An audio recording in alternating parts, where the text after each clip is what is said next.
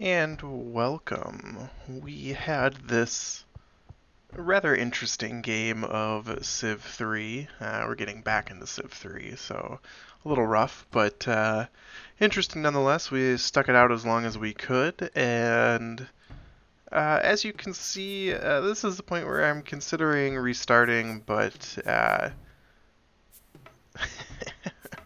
I don't know what convinced me to keep going on in this game. Things never seemed to go right. And you can see here I have met Gandhi. I have this little crappy patch of grassland before the desert, and then some forests and some swamps. And Gandhi pretty much chokes me off. He's got a couple mountains to hold him in, and my forgetting how to play properly doesn't help. Oh, 400 speed, 300 speed, whatever we're on, is not a forgiving speed to watch Civ 3 play on.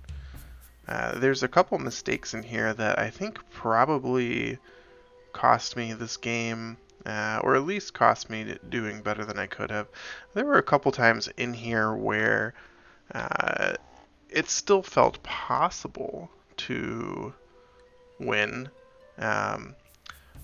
but things just never seemed to go my way. Things seemed destined to go wrong. Right here, you see Gandhi has just outclipped me in settlers by quite a bit, and partly due to how crappy my start was. But I thought, hey, we're the Inca, we have the special unit, let's do this. Exactly what I'm doing. And it goes alright here. I make some foolish moves. I'm still a little used to Civ 6, and I probably could have done things better. But that's alright. Get lucky. It's a nice start to this campaign. And, you know, coming up is where I really make the mistakes. And I should have healed, regrouped, and made a stack at this point. And I did not. And instead, I did this. And this was bad. Because I lost 2 units. And instead of having 5 units to sort of rove and attack and wait for a catapult or something, I got pushed out pretty easily. Yikes. But, credit to myself, I persevered.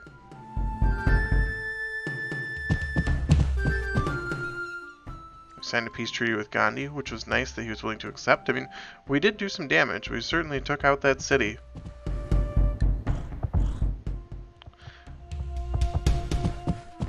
And, you know, I really need to look back at what I should be doing for Civ 3.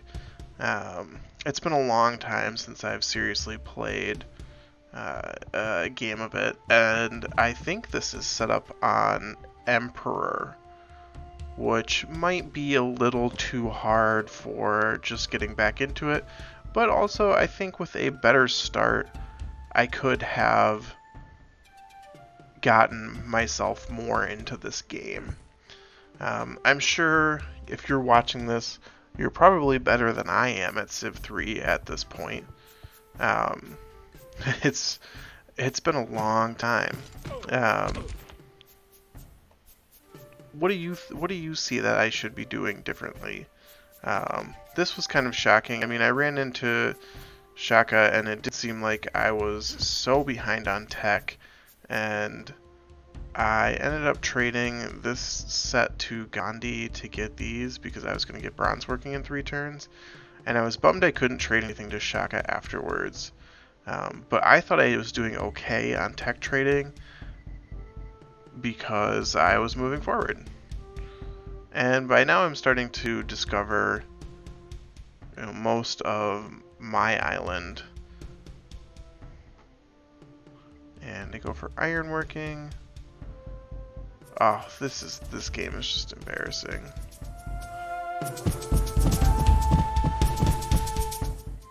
No technology to get from Isabella. And the horse was a nice break. It's just nothing really came of it.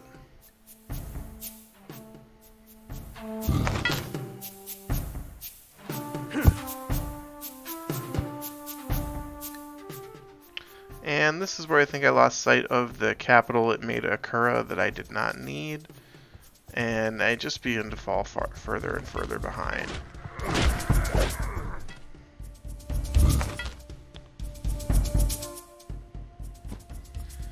And that's where I forgot that you can't settle on marsh in Civ 3. And we settled on the horse, and that might have been a mistake as well. And I probably could have managed my workers better here, as a note. And we'll take that in mind. Yeah, here I get frustrated and try to use the auto. I don't know if the auto governor works anymore. You'll notice that I've tried to turn tile yields on, and it has not been successful. So it is what it is, you know. But we are, we're kind of digging the Civ 3 vibe right now. I think we're more than anything else a Civ 4 player. So I'm sure we'll get back to that. But for the time being, this is looking pretty fun. I'm definitely wanting to do this again. And oh, how much better it could be. How much better it could be. Oh gosh, yeah. And here I walk by the barbarians with the catapult, and mistakes were made.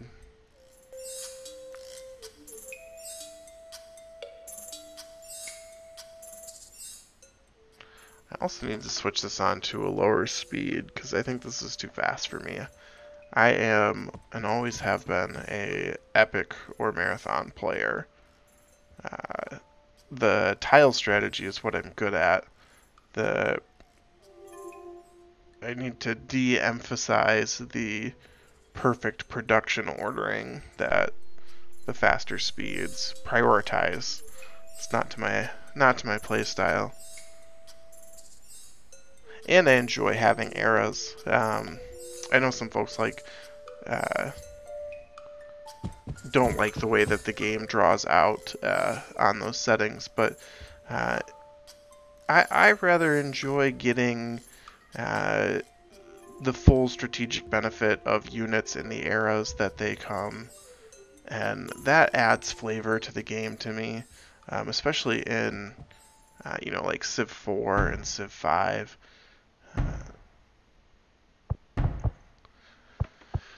That's actually an interesting idea. I could set up a longer term, even like Caveman to Cosmos mod for Civ 4 and really get something going, something big. That would be fun. I might look into that. Well, I'm kind of running into the 10-minute mark here on this video. It's a good reminder, if you're here for the first time, make sure to drop a like and subscribe to the channel. We're hoping to blow this channel up. We really think we can.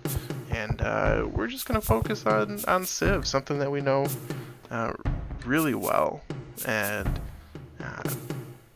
really glad to have folks here.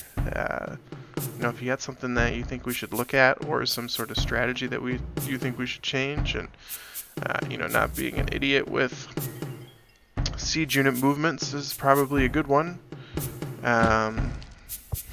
Wow, yeah, that was a pretty big loss right there, losing that catapult. Jeez. Whew. yeah, so like I said, this was the game where it really seemed like nothing went right. And looking back, a lot of it's mistakes that I made because I haven't played Civ 3 in a very long time. But so it goes, right? This ended up being a small map, I think. I don't know, there might have been another continent there in the darkness. But I quit out not too much longer after this. The whole getting settled right underneath was not fun, and India just started to run away. There was actually, we're going to get to it pretty quick, Spain, spoiler, declares war on us right here, and things get interesting. We knock out the encampment and then send some troops down, and actually, yeah, this goes really poorly for us.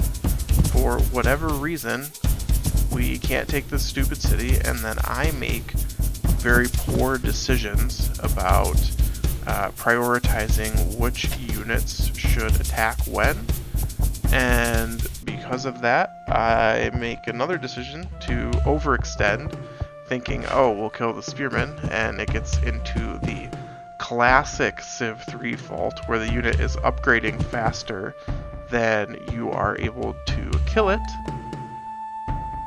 And that's that. So, hey, thanks for dropping by. I'm going to let this finish on out, and, after watching this, I might just go hop on a game of Civ 3 myself and start up a new one, because this was fun, and I sure haven't done it in a long time. So, have a great day, everyone.